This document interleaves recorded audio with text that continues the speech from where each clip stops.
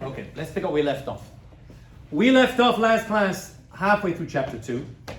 And we know that Achashverosh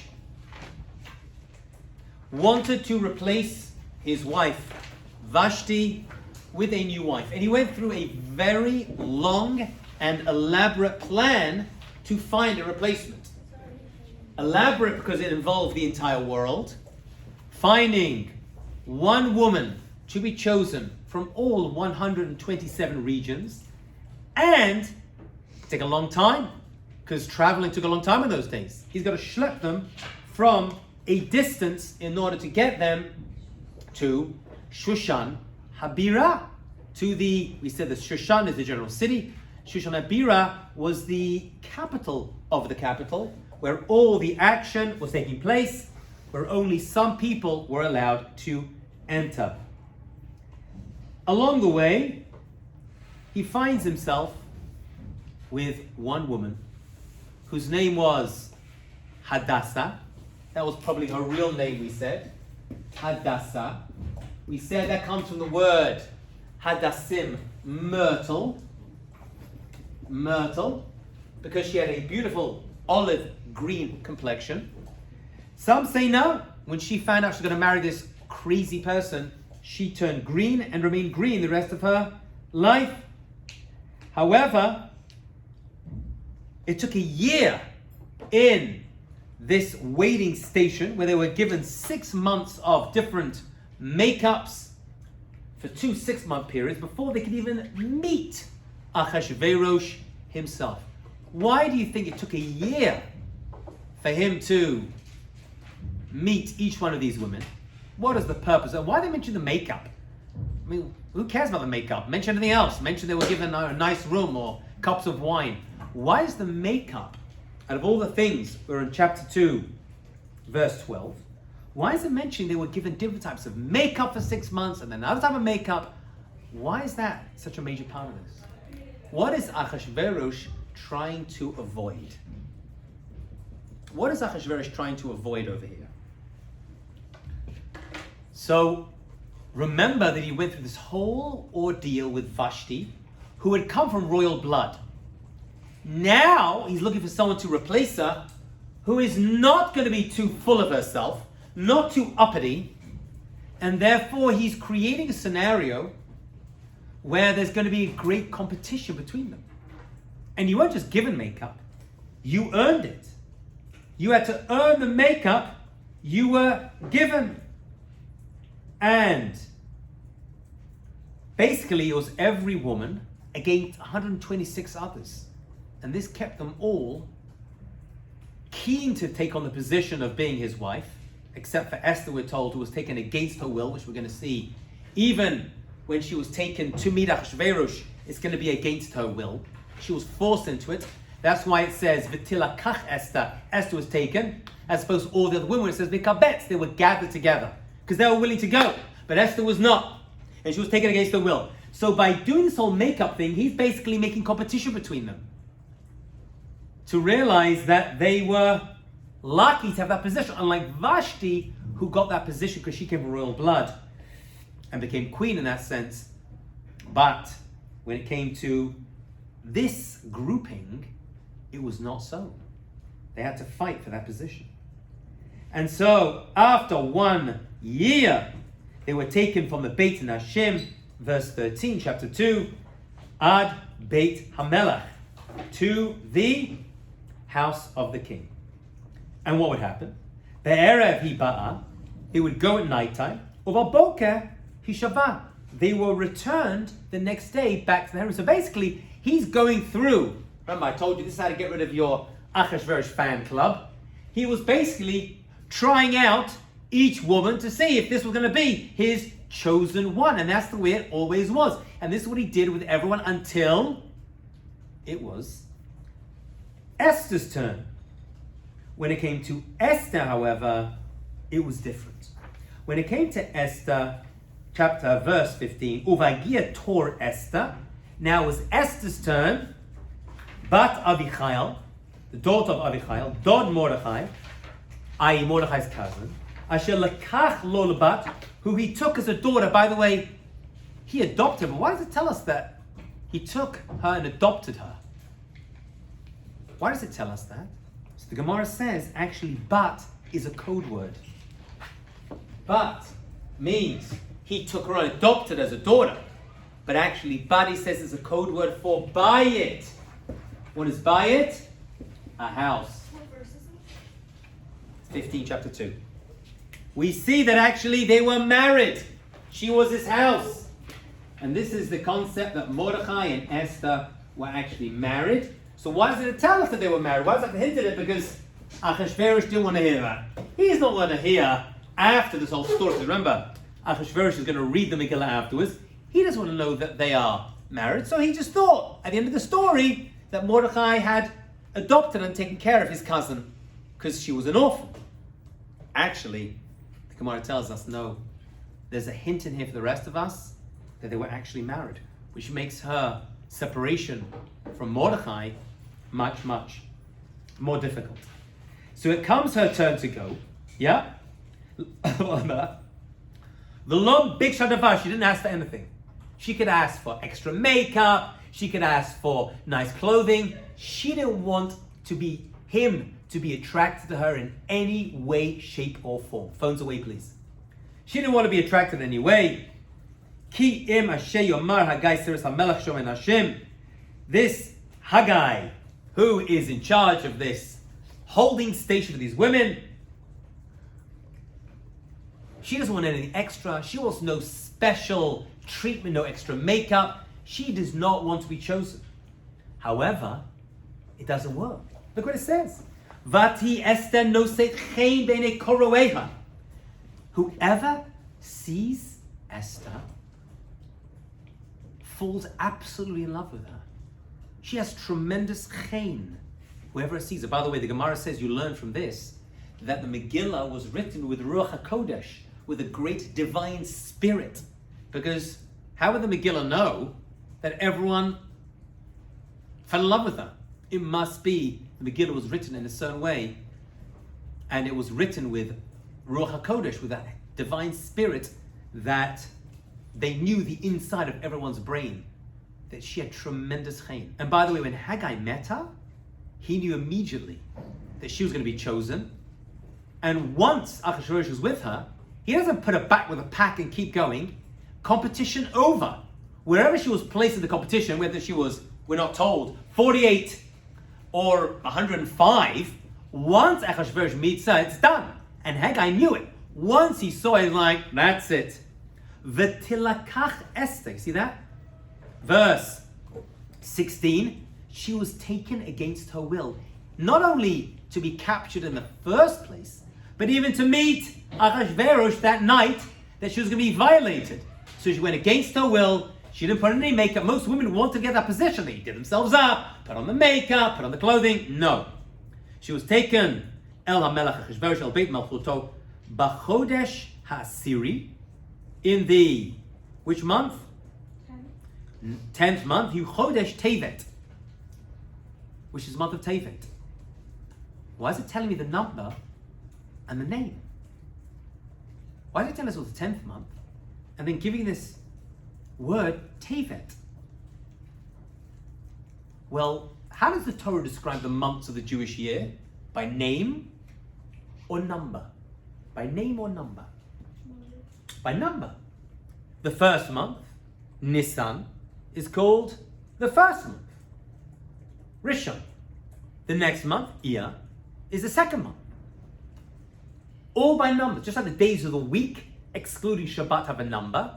There's Yom Rishon, Yom Sheni, Yom Shlishi. The months were the same. This is the first time we see in Jewish history where actually Babylonian names are given to the months. They were in exile. They took on the name, just like we do. January, February are not Jewish words. They are taken by the surrounding society. Part of being the Galut, because people had to read this to know what it was. They were told it's the 10th month. And by the way, since you've been in Babel, you know the 10th actually is Tevet. That's where we are right now. So in the Megillah, we're told the number, as it appears in the Torah, and then we're told the name of the month, which are Babylonian. They're not Jewish, they're not Hebrew names. The names of the month, the Nisan, Iyar, several times, are actually Babylonian names that appear here for the first time in Jewish history. And look at verse 17. He falls right for her straight away. V'yahava Megillat Esther. He falls in love with Esther. By the way, Esther is not her real name. Her real name is Hadassah. What is Esther?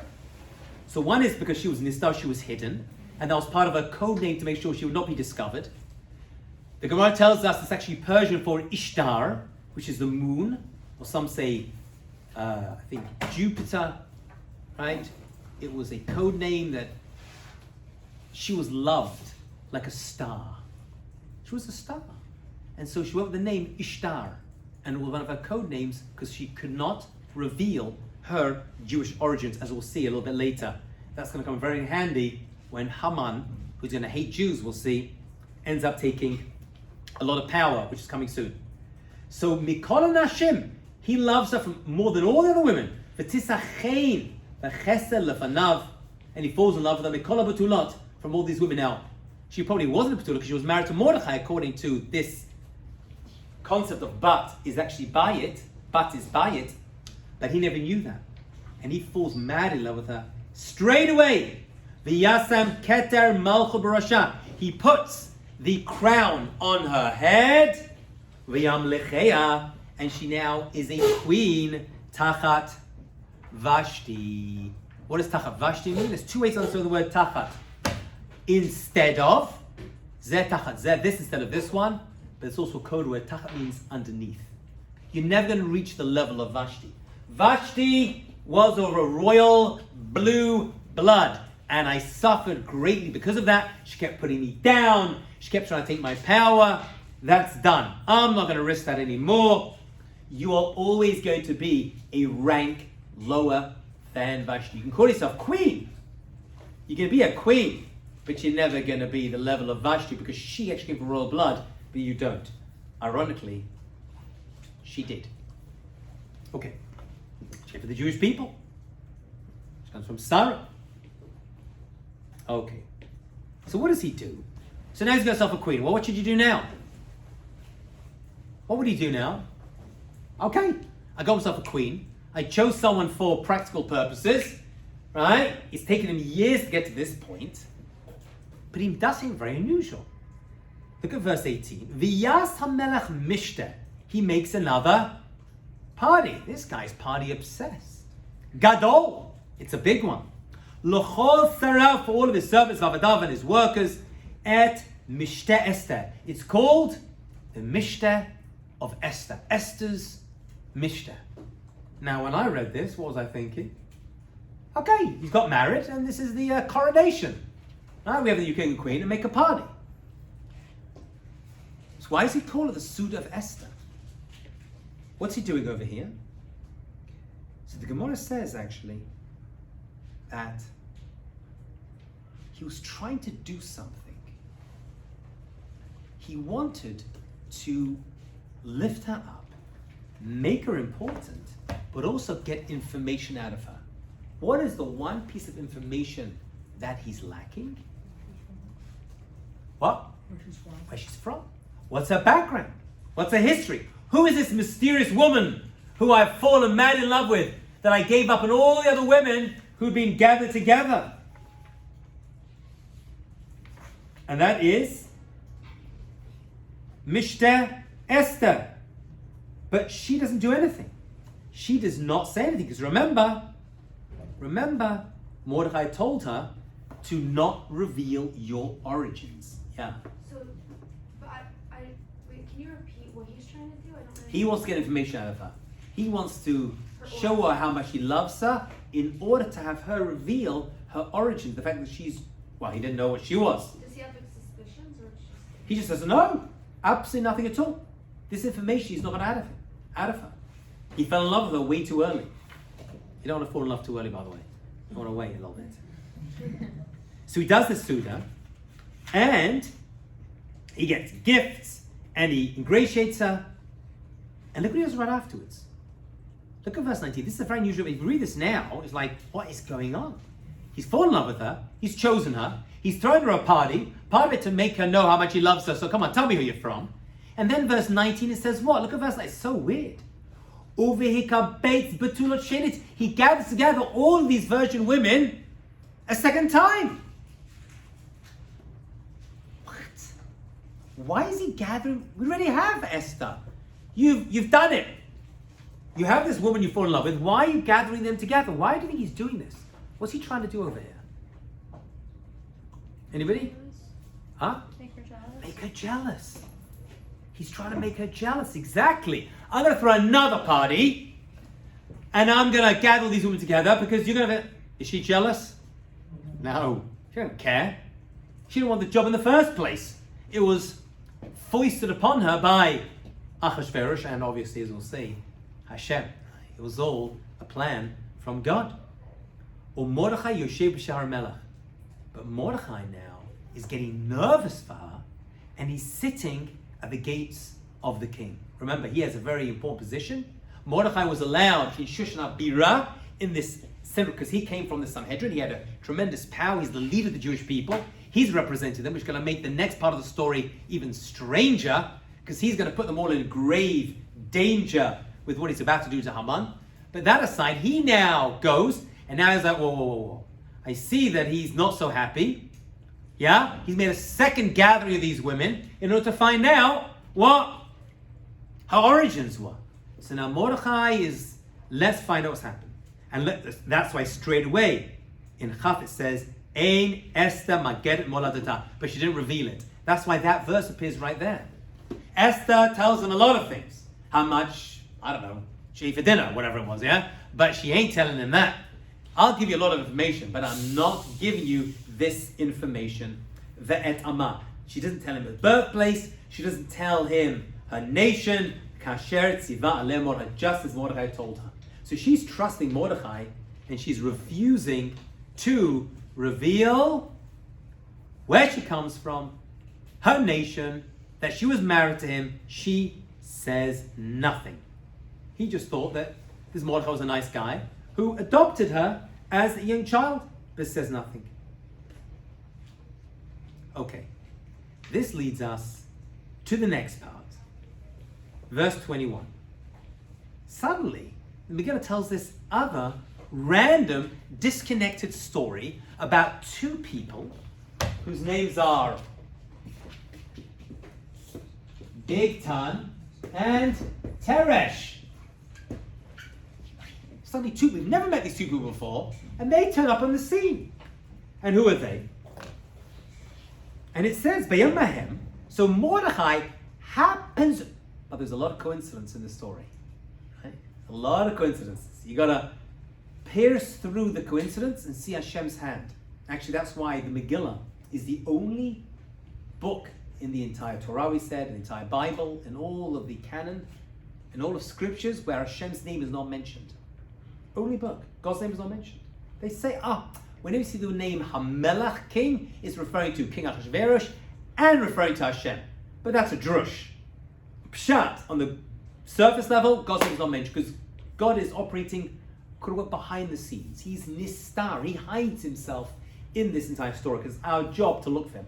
More about that later. So now we see another coincidence. While he's sitting at the Shara Melech, trying to find out what's happening to Esther, he hears something else. He hears about two people called Bigtan and Teresh, Ketzaf, who get angry, Shnei Seres Yamelech. They are two servants of the king, Shobri Hasaf, who are in charge of the, well, we're not sure exactly what this means. Some say they had political power, but some say no. They were actually the water bearers and the water carriers. They were in charge of his bathroom, which in those days was a bucket. And they would have to bring in water. And they were treated terribly. Weird, because usually people who try to assassinate a king are trying to get that position themselves. But not in this case. In this case, it's two people who are very close to the king who don't have any real reason, besides the fact that they hate him, to kill him. Which is going to make him even more paranoid. Because now, he doesn't even know who his enemy is. Usually the second in command. Who takes over the dictator? The second in command. But right now, it's not even happening. Right now, two random guys who work for him, try to assassinate him, poison him, actually. They want to kill Achashverosh. Look at verse 22. Mordechai understood this is what they wanted to do. How did he understand? How do they let themselves be understood? Anybody know the famous idea behind this concept? What's the famous idea over here? Why would they let themselves be overheard? Mordechai overhears their plot to assassinate Achashverosh. Why would they allow that to happen? Obviously, they thought that he's not understanding them. Why? Because they're talking a different language. They're talking a different language, whatever the language was. Did Mordechai understand their language? Yeah. Why? Because we know other languages. Because He was on the he was on the Anshe Gedolah, which is actually the Sanhedrin. And part of the qualifications for being on the Sanhedrin of the Jewish people, the greatest law court, you had to know every other language. So he knew every other language. And he's the one who happened to overhear them. And they thought, he's not going to understand what we're talking about. It's like when I'm talking in front of my kids, I talk in Hebrew. Right? And they're like, stop talking Hebrew. And I'm like, well, learn it then. And then you learn what me and your mother are saying about you. Yeah? Same thing. Mordechai understands. They didn't realize that. Mordechai understood because he was part of the Sanhedrin, because he had to learn all 70 languages. By the way, why did they have to learn all 70 languages? Why did they have to do that? Because when a case came forward, you wanted to hear the testimony in the original language. Because you're going to get pieces and understand the testimony greater rather than through an interpreter or a translator. And therefore, every great judge of the Jewish people had to know the language that they were hearing the testimony in, and not through second or third hand. Esther Malka. So what does he do? He goes and tells Esther, who's the queen. V'tomeh Esther Lamelech. She in turn goes and tells Achashverosh, because she's the queen now. B'shem Mordechai, in the name of Mordechai. What do you mean in the name of Mordechai? What does that mean? She told Achashverosh that these two guys were trying to kill him in the name of Mordechai. There is an entire Mishnah that is dedicated to these two words, B'shem Mordechai. On his behalf. Huh? On his behalf. On his behalf, yeah. On his behalf. Why? What could she have done? You know, I overheard two people trying to kill you. Instead, she does it in the name of Mordechai. Says, by the way, you know Mordechai? Yeah? Who adopted me? He's a very important person. See, he happened to overhear, and he understood because he's... And this is what they want to do, and he overheard it, and he told me, and I'm telling you. And I'm telling you. By the way, could she just walk in and see Achashverosh? No. Seems like she did. Seems like at this point she just walks in and has a conversation with Achashverosh. Is that always going to be the case? Nope. Later on, you're going to need 30 days permission to meet Achashverosh. Why did it change? Why did it? She just seems to be walking, oh, by Achashverosh, two guys trying to kill you, so Mordechai told me, you better deal with that before you get killed. And then later on, she's going to need 30 days to see him. It's because of this story. Because he is now open to assassination, he becomes extremely paranoid that even his own wife is going to need 30 days permission in order to see him. He's created an iron wall around him. Not yet. At this point, people are just coming and going. But after this, is like, whoa, I'm in big trouble. So this is one law that's changed because of this story. He's going to change his whole policy. It's like before 9/11, after 9/11. Before 9/11, you go into the cockpit and talk to the pilot. After 9/11, that's done. Right? Security's been ramped up big time. So now she's just going in and schmoozing with him. But later on, she's not allowed to, even she's not allowed to do that. Even she's going to be considered a threat, although she's the one who told him that these two guys want to kill you. Because who usually gets to assassinate? The person who's closest in his inner circle, as these two guys have demonstrated. So now, big time the terrorists want to do this. Why b'shem Mordechai? They say that whoever tells over a piece of information to somebody else, you must try to tell them where you heard it from and it brings geula to the world. It brings redemption to the world. Had she not told Achashverosh that this came from Mordechai, he would never have ended up rewarding Mordechai later on, which ends up saving the entire Jewish people. So you learn from this part of the story that whenever you have important information to give someone, always try to do it b'shem omro, in the name of the person who told you the information, because you don't know how that person may try to reward the other person, which could bring redemption to the world. By the way, it's not even Torah. This is just general information. This is general information. By the way, I heard from this person that you should be doing this in order to help yourself. It brings geula, it brings redemption to the world. Okay? That's learned out from this one piece. Okay, so what do? And they hang these two guys on a tree. And this episode was written down in a book. This episode was written down in a book. Why is that important? It's going to be very important, because that book eventually is going to be revisited later on in the story, and it's going to help Mordechai to a great degree. Okay. Chapter 3. Things now get very exciting for young children, because we're going to see the first occurrence of the name Haman. Achar hadavarim ha'ele. What does achar mean? What kind of after? Right after. How do we know it's right after and not a long time after? Because the long time after is acharei. Acharei is muflag, a long time. Achar means immediately after. And if it's immediately after, it means that it's what's about to happen is related to what just happened before. It's causative. There's a causation between those two events. Because this happened, right away that happened. But it's hard to figure out exactly the connection between these two events. Because Mordechai does what he does, Esther tells Achashverosh, he writes it down, and then right away, Achar Dvarim Ha'eleh, Gidel HaMelech Achashverosh is Haman. Haman gets promoted. Haman gets promoted to a more powerful position. Why is that connected to what happened before? What has Haman being promoted got to do with this whole story of Mordechai, Esther, and Bigtan and Teresh? Doesn't seem to be a causal link between them. But it happened right afterwards. So why tell us?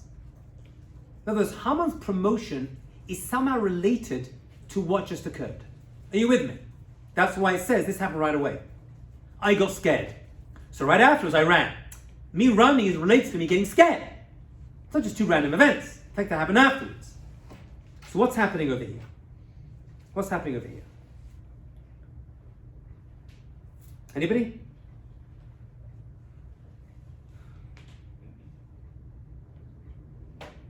So Rashi answers it.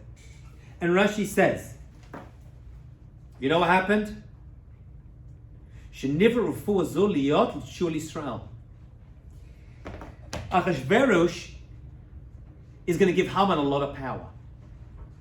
That is related to what happened before, because the redemption of Haman's attack, the survival of the Jewish people, already happened. The seeds were laid down with this whole Bigtan and Teresh thing.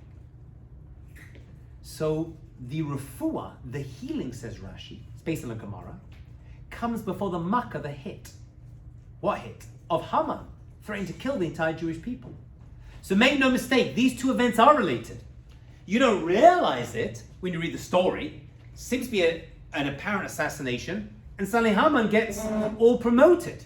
Yeah? No, they are related. Because this whole episode with Bigtan and Teresh is going to lead Mordechai to be selected as a trusted individual who needs to be rewarded, and it's going to bring down Haman. So before Haman even rises up, the Jewish people are already saved. We see the Makkah, the Refuah, is Makdim. It comes Kodem before the Makkah itself. Yeah? That's how you see it. That's one opinion. There's another opinion as to why this happened right afterwards.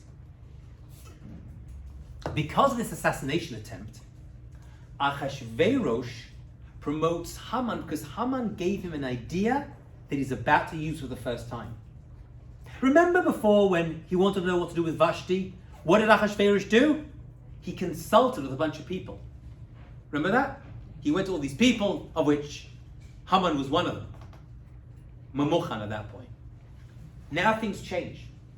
Achad Varim. Now the assassination attempt is on. I ain't trusting anybody, says Achashverosh. I'm not going to consult groups and committees.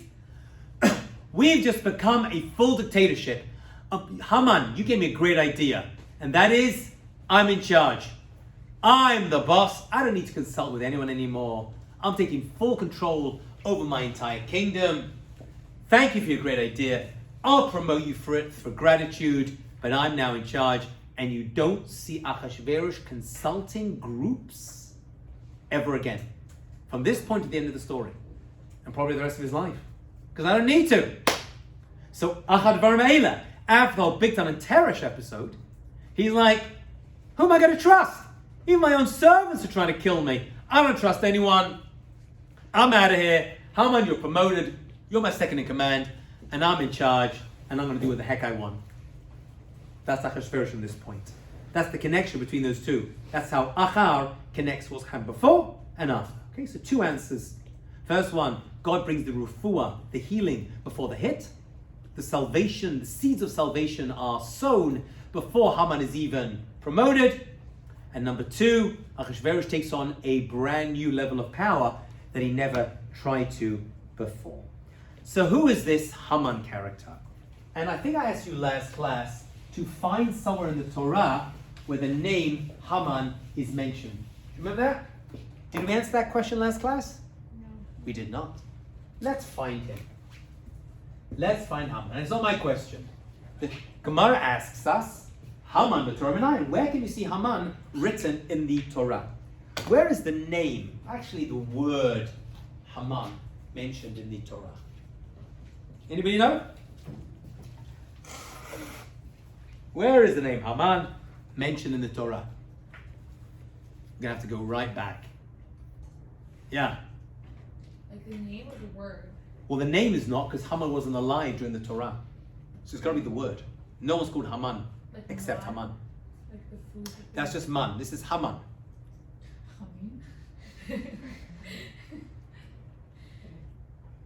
It doesn't come from the you know Shaul when he when That's his ancestry. yeah okay. Right, we're going to get there in a second. We get to Agagi, we're going to get there in a second. Hold on to his ancestry.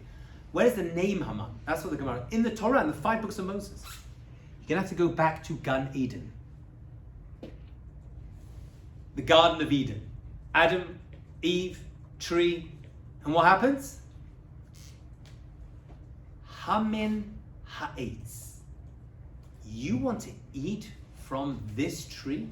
From this tree, the tree that Adam HaRishon ate from is referred to as Hamin. Hamin, Haman. Different vowels, same letters. What is the connection between Adam's decision to eat from this tree? Got to do with Haman. What's Haman doing in the Garden of Eden? I mean, not in a very nice place. He's the forbidden tree, or the eating of it. You understand the question? Where's Haman? Hamin. They ate from the forbidden tree. Well, yeah. Like maybe it was like the Yetzirah, like he's probably still. That's right. Haman is going to represent the ultimate Yetzirah in physical human form, the evil inclination. He's from Amalek. Evil came into this world to a great degree from that original eating. So we're seeing that this whole concept of Haman, of anti-Semitism, of Amalek, those who want to destroy and break down the world, and non-belief in God, actually started in Gan Eden. Haman is just the culmination of that. Him and his entire nation. But it goes right back. The problem of Haman types in this world comes from there. That's one answer. Another answer I heard, which is a cute answer, if such a thing could be cute, is what did Adam have? Everything. Every single tree. right? You can eat from everything except this one tree. And what does he do?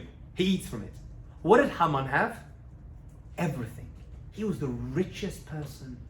He had power, and yet we're going to see one Jew, Mordechai, is not going to bow down to him. I can't enjoy it. It's the dissatisfaction of that one thing I can't have that messed up Adam and Chava, and that's going to mess up Haman as well. That one Jew about, he has all these Jews and everyone else banging, he has money and he was extremely wealthy. I can't enjoy it, we're going to see, because there's one Jew who went down to me. It's like that one tree in Gan Eden you can't have that ruins everything. Unbelievable, right? So true. Okay, so now we have Haman. He's got power. Et Haman ben Hamdata ha'agagi. Haman is an agagag. What is an agagi? And what is this a code word for? Who was Agag? Okay. He was the king of Amalek. And he was Melech Agag. Agag goes back to the story of Saul, of Shaul.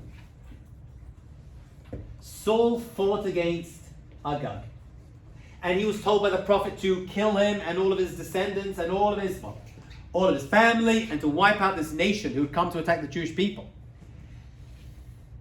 Saul had mercy upon his animals and upon him actually, and ends up letting him live one night. In that one night he was able to consummate and continue his. King Saul had the ability to wipe out Amalek in the form of Agag from the entire world. He didn't do it. Because of that, he lost his kingship. Actually, not only him, his entire tribe. It went from Saul's tribe, that was Binyamin, to Yehuda. He loses it all because of this one mistake. Must have been a big mistake, right? Big mistake. Now we know that Saul is from Binyamin, as we mentioned. Mordechai is Ish Yemeni, also comes from. So Saul's great descendant is Mordechai, and Agag's descendant we know, Ha'agagi, is Haman. So this battle between Mordechai and Haman, because Mordechai's going to be the one, goes way, way back. We look at this story like it's its own standalone story, but it's not. There's a lot of history. And Mordechai was the one who had to stand against Haman. He understood, because his great-great-great-grandfather, Shaul, did not finish up a job that he should have finished. So really, Mordechai is finishing off an unfinished job that his great ancestor, Shaul, did not do. So Agagi is really a code word for he's from Amalek. Now, more about that nation later, but suffice to say, they're bad. Really bad. Than all the other nations in the world. Okay? But we're going to discuss them. After we discuss the Megillah, we'll go more into them. Who they are, what their problem is, and more specifically, what their problem is with the Jewish people. Okay. So now he's been elevated to second in command. He's elevated above everyone else. And every Eved, verse 2 of chapter 3, every Eved of the king has to korim umishtachavim. What's korim umishtachavim? Those words sound familiar? V'anachnu korim umishtachavim lifnei melech malchei hamlachim hakadosh baruch hu. What is the difference between korim and mishtachavim? What are those two words? Korim umishtachavim. So korim means to bow. Mishtachavem means to prostrate yourself, to lie down flat. Now we don't do that nowadays, but for a long time we did. We would bow down to Hashem, but in the temple, there were times when we would prostrate ourselves. Now we just kind of like do a little thing, but we're not in the temple. We're not allowed to do that. We just bow down a little bit. Sometimes, like on Yom Kippur, when that happened, On Yom Kippur, we kind of relive that in many communities, and they'll get down to their hands and knees. You see that ever? Right? And even then, you can't do it on the floor. Not allowed to do that. Evan Musket. You're not allowed to just bow down on. You put down something there, like a towel or a blanket or something, yeah? And you seen that? And you put your knees on that. You can't do that. Because Korah Mishtachavim is exclusively for Hashem. So if Korah Mishtachavim is exclusively for God, what's Haman doing? What's Haman doing over here? Yeah? He's trying to put himself on the level of God. He's trying to make himself at the level of God. Yeah? Well, if that's true, are the Jewish people bowing down to him? Yeah, they did. Because the only one that didn't was Mordechai. How come they were allowed to then? He's making everyone do it. He's very powerful. So they faked it. You bow down. They didn't really mean, they knew he was a complete meshugana, but they just bowed down. So Shem Bayachai, you know what? It's all midah keneged midah. You pretend to bow down and worship, I'll pretend to kill you, says Hashem. You didn't really mean it when you bow down to him, so I'm not going to mean it either. I'm going to scare the heebie-jeebies out of you. You're going to be scared like anything. But I know you didn't mean it. I know that wasn't in your heart. But Mordechai couldn't even let that happen. He's the leader of the Jewish people, and he refused to do it. And look at how Haman takes it. He didn't bow down, and he most certainly didn't prostrate himself. Mordechai refuses. He's really instigating a big fight over here. The Yomru Avdei HaMelech, Asher B'Shar HaMelech, Mordechai, Madua Ta'over Mitzvah. Why are you not bowing? Why are you not following this command? Right? Why are you not doing it? And look at the answer he gives. He says, I'm not doing it. Look at the next verse. Vayhi ba'amram elav yom yom. Every day I come. Every day I pass by you. By the way, why is Mordechai so close to him? Because he's in Shushan HaBirah. Where is Haman hanging around? Shushan HaBirah. So he's the Jew he sees the most of. So every day he's walking around. Yom yom he's walking around because that's where Mordechai's hanging around because he's allowed to. Secondly, he wants to hear what's happening to Esther. That's why he's at the Shara Melech, the gate of the king. And he's schlepping around, and this guy's not bowing down to him. And he says, Ki dilem shia Yehudi, I'm Jewish. We don't do this.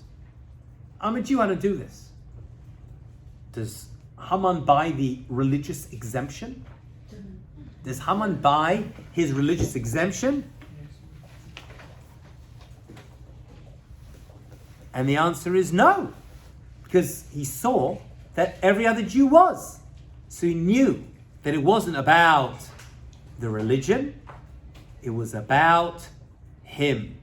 There's personal beef that we know about, that Mordechai has with Haman, and therefore he refuses to bow down to him. Yeah? Yeah, question. But then God was mad at the Jews for bending down. A few things, yeah.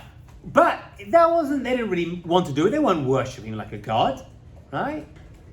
They didn't really mean to do it. They didn't really mean to do it. But Mordechai refused. Mordechai was actually going above the law. They just, like you see a famous person. By the way, what was the real problem? Some say that he made himself, and some say no, he used to actually wear an idol around his neck on a chain. You heard that before? He carried an idol with him, and they weren't bowing down to that. It's like someone wearing a cross. Right? He bowed down to the plate, showing them respect. Showing them respect. What if Haman didn't wouldn't have wanted to kill all the Jewish people? Mordechai had any way to kill him, to wipe out Amalek? Yeah. He's instigating. He's getting to that point. He would have to. But he's going to have to do it smart. Not so simple. It's a very powerful person. Right. He's going to have to act smart, which they're going to do. They're going to do, yeah. They're going to weed out a lot more Amalekites. Yeah. How does making a decree to bow down to Haman help Achashverosh? That's what Haman wanted. But it says, Haman wanted it because his own personal power. Achashverosh gave it to him and gave him that level of power. Yeah. Even Melech Melech. The servant of a king is like the king himself. Yeah. Okay. So now Haman is really, really, really angry with Mordechai. Because he knows the religion is not the reason. He knows it's personal. We're in chapter 3, verse 6. He does not want to just attack. Why don't you just shoot Mordechai in the head? Why don't you shoot Mordechai in the head? That'll say how insecure he is. What? That'll show how That would show exactly how insecure, perfectly said, how insecure he is. Like, yeah, that level of power, right? You see the vice president gets upset with, he doesn't just kill him. He's going to take down his entire, so he can't do that. So he's not going to do that. What's he going to do instead? V'yivakesh Haman lashmid et kol hayudim asher b'chol malchut Achashverosh am Mordechai. I'm not just going to take down Mordechai. I'm going to take down all of his people. Everything that led to this point. He's dead. And so are his people. That'll show him. Because when you're vice president, you don't just attack one person. You attack an entire country. That's how to get people, right? That's where you with me? That's how to really get. Okay. Where does he do it? So now, what time of the year are we? B'chodesh Harishon. This is important. B'chodesh Harishon. It is the first month. What is the first month? What's the first month? No, it's not Tishrei. Nisan. Tishrei was until the creation of the Jewish people. And then we get told to create a calendar. The first mitzvah given to the Jewish people, the Chodesh Hazeh Lachem. You start a new year, the Jewish new year. Tishrei is the new year for all mankind. Nisan is the birth of the Jewish people. So the first month is always Nisan. We start counting from Nisan. That means the last month is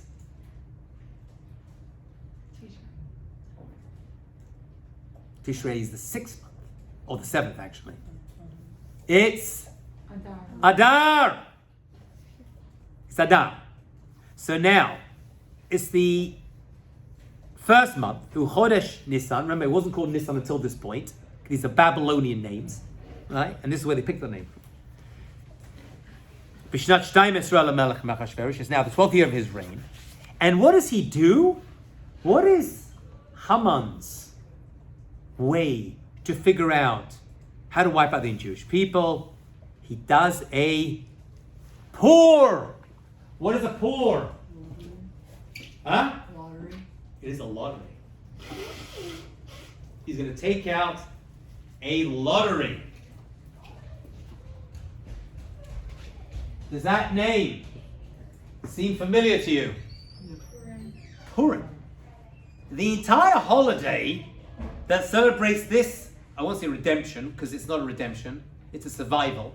Redemption means you're now free. Like the Pesach story is a story of redemption, because Pharaoh did not control us afterwards. We were still under the leadership of Achashverosh after this story. He was still in charge. It's a story of survival. But the entire story is called Purim. Now it's even stranger. It's the plural of a pour. So that we have to figure out. The pluralization we're going to figure out. But just in essence, it's a lottery. Why would they name it this? There's many things that occurred. Call it the holiday of wine. Call it the holiday of, I don't know, Esther. Why is this thing he's about to do, Haman's about to do, is not just like a side point. Oh, by the way, this is how he's going to figure out when to kill the Jewish people. The entire story is based upon this one word. It has to be, because that's the name of the holiday. It's called Purim. Are you with me? Why? Why is that so important? Yeah. Well, maybe because the lottery is a very technical thing and it shows how God was still behind the scenes. So a lottery seems random, but it ain't random. It's not. It looks like it's random, right? You put the names in a hat, or you just pull up a number, but we believe there's nothing random in this world. That's one answer. Another deeper answer is the difference between Haman and his way of thinking and the Jewish way of thinking. What did Haman do? He's going to choose a date to kill the Jewish people. What date is he going to choose? Have a look. The pasuk tells us, who goral, it's a lottery. Lifnei Haman, miyom liyom mechodesh lechodesh. He chose day and month. And he comes up with a month of Adar. He comes up with a month of Adar. Now, when is Adar? We already discussed this. Is it coming up soon or later? No, he's in Nisan. Adar is 11 months' time. It's 11 months' time. What did he choose? Why did he choose Adar? Why did he stop? I'm sure he came up with many different ones. He chose Adar. Why? What happened in Adar? Something really bad happened. Moshe Rabbeinu died in Adar. He's like, this must be a month where there is bad mazal. There is bad luck for the Jewish people. That's what the word mazal means. I'll tell you what it means in a second. However, But he didn't know that people on Moshe. Moshe Rabbeinu was also born on the 7th of Adar. That's the 9th. He didn't realize that he died then, but he was also born. So what's Haman trying to do? He's trying to show that the mazal is in my favor. I'm going to choose this date. And Hashem's like, even the worst thing can actually turn around and become good. Even the worst circumstances that they choose in order to get us, it can all v'nahafachu, turn around. What is here's a great question. What is the astrological sign of Adar? What month is it? A lion. What is the astrological sign? It falls around the March, April time. Pisces. What's the symbol of Pisces? What fish? What are they doing? How many are there? They're not swimming together. Oh wait. One thing. They're swimming against each other. One's going this way, one fish, and the other fish is going this way. What is this a sign of? You think it's going this way, Haman? That's where your goral is leading you?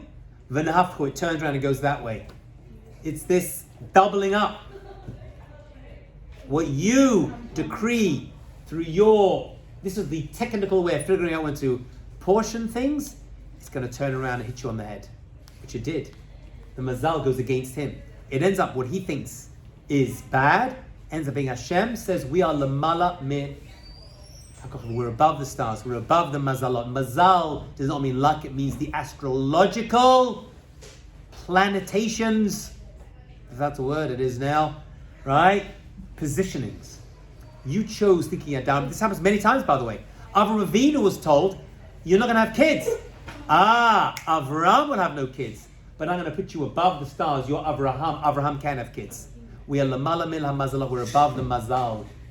We're above it. So we know that he's now able to overtake. And what he thought was a good day actually became the worst day for him, the worst month anyway. Okay?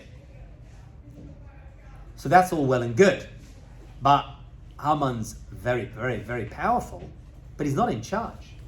He's now got the time he wants to do it. He's an Adar. But he's going to have to persuade the boss to allow him to do it. Who's that? Achashverosh. So look at the next verse. Verse 8.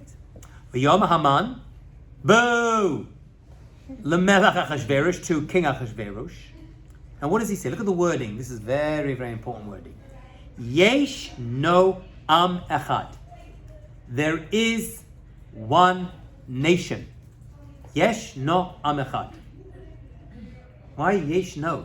Why just like yesh? How do you say there is? Yesh. Yesh am echad. There's one nation. Who's he talking about? The Jews.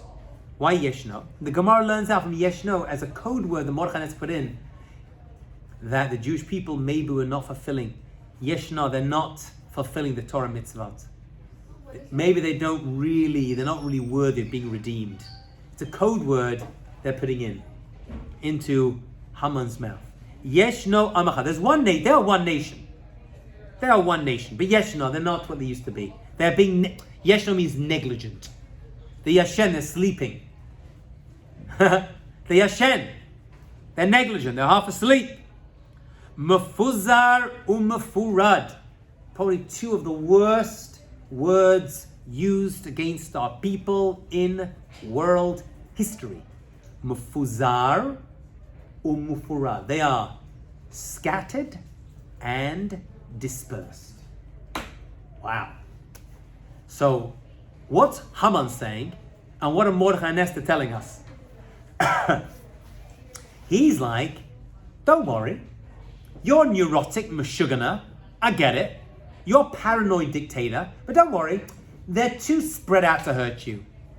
And they're Yashen are asleep. They're not going to hurt you. We can go after this nation, but don't worry about consequences. They're too spread out to form an army to attack you. What are Mordechai and Esther saying? We are lacking merit. The Jewish people at this time were lacking merit because they were not unified. When we're not unified, our enemies, particularly Amalek, can attack us. When there's a lack of unity among our people, we are open to attack. That's what they were saying. They're mefuzar or mefurad. Bein amim, between the nations. So Mordechai, Haman, I'm getting confused with Mordechai and Haman, I'm not even drunk yet. Haman is telling Achashverosh, don't worry about them. They're not organized, they're not a militia group. We could just kill them. They're spread out.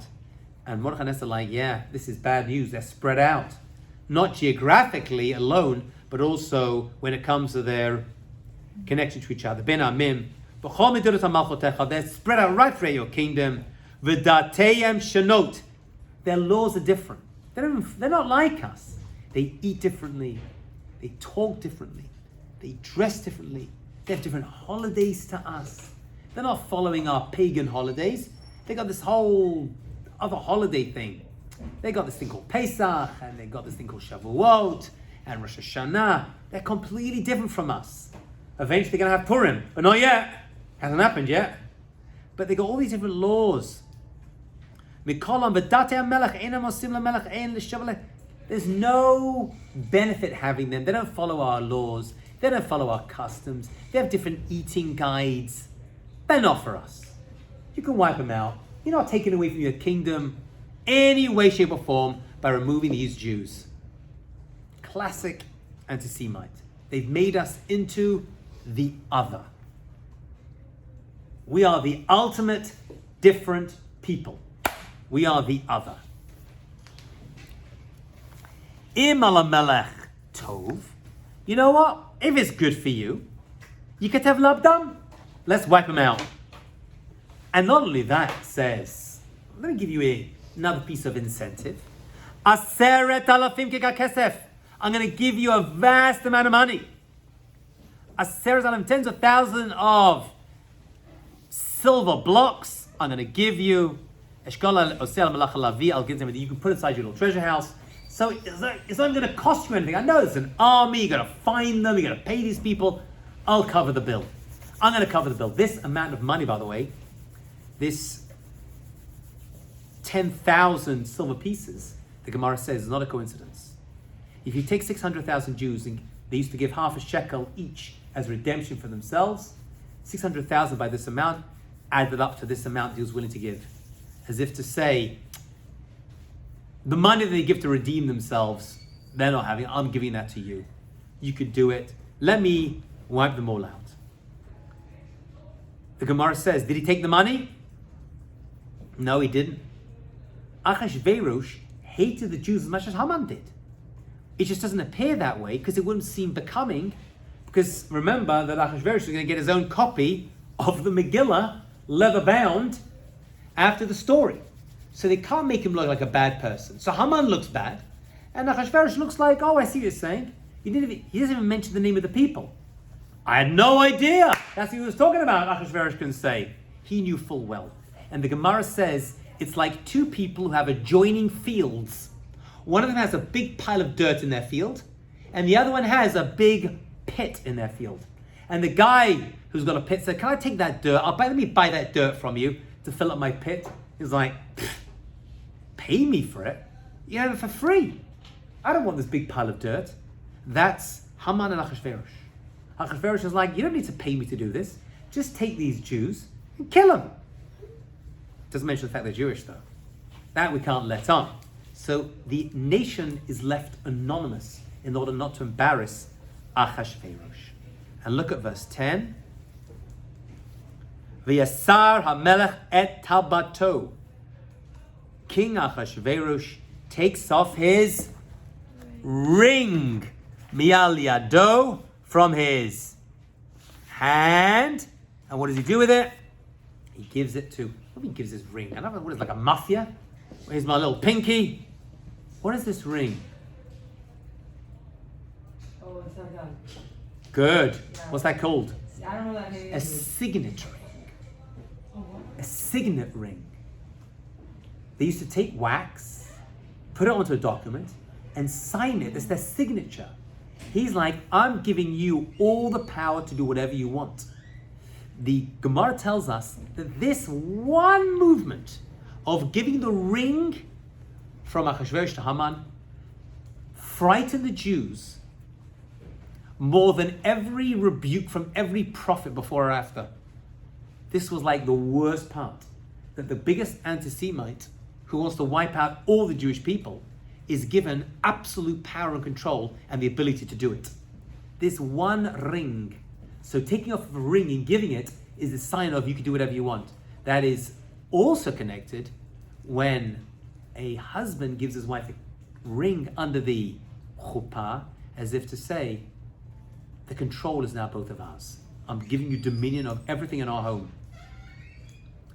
You can use anything, you can use coins, but a ring, the idea comes from this. Yeah?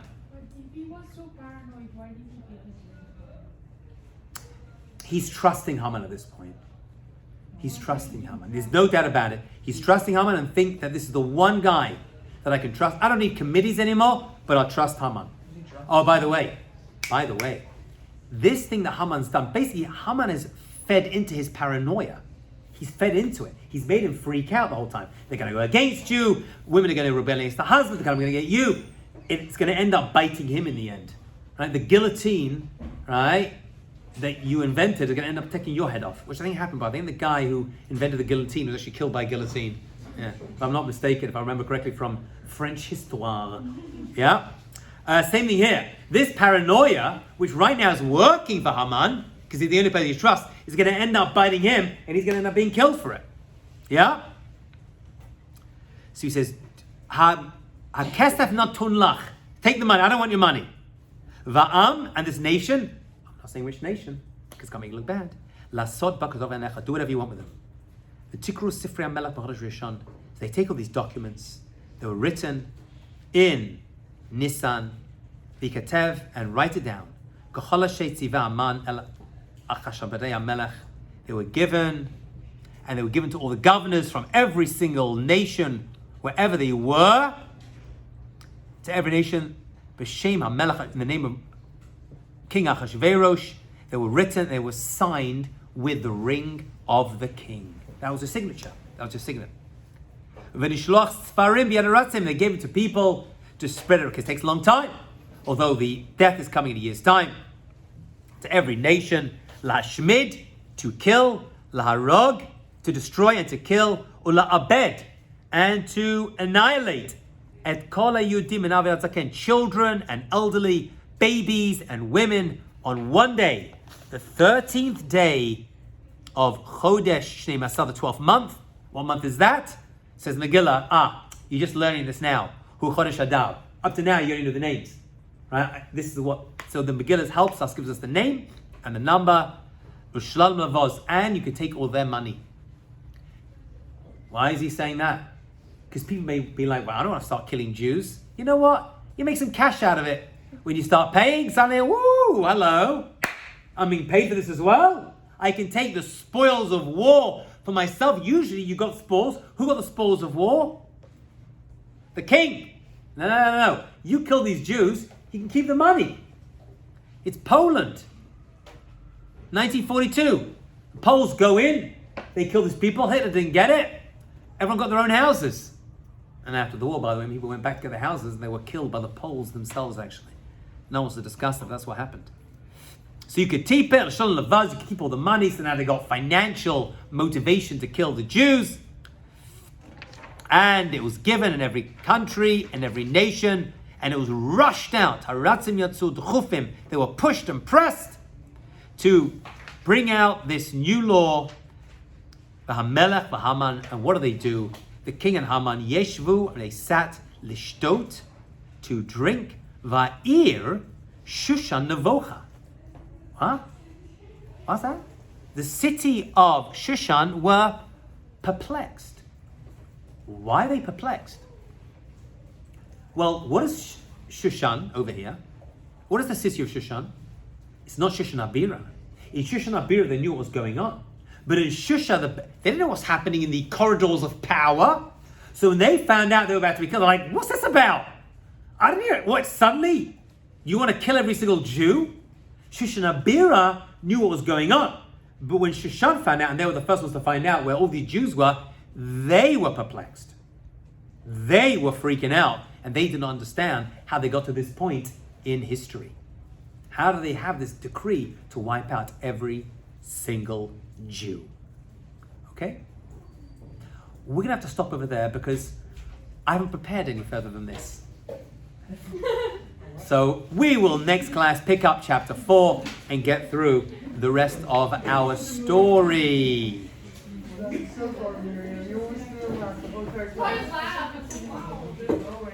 Have a great day. You're welcome.